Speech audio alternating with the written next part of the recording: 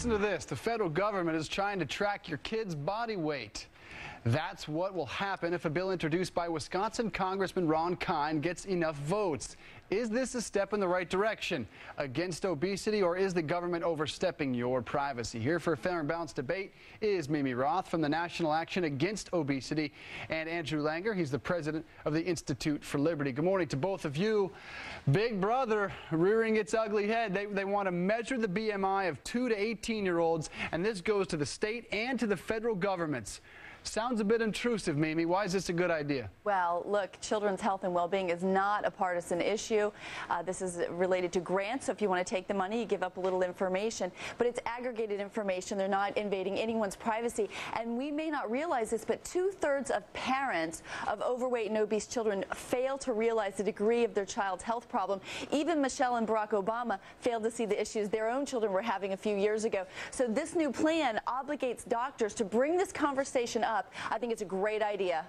Andrew, she brings up a point. They do not attach names to the data. So how does this invade your privacy? Well, I mean, really, it's more about the fact that this is nothing more than feel-good paperworkism that is supposed to be masking as some sort of solution to the childhood obesity problem in America today. Representative Kind wants to spend millions of taxpayer dollars collecting data that we already know is out there. I mean, the fact is we already know that childhood obesity is a problem, so why are we going to force doctors to send information into the federal government and state governments for something that we already know is out there?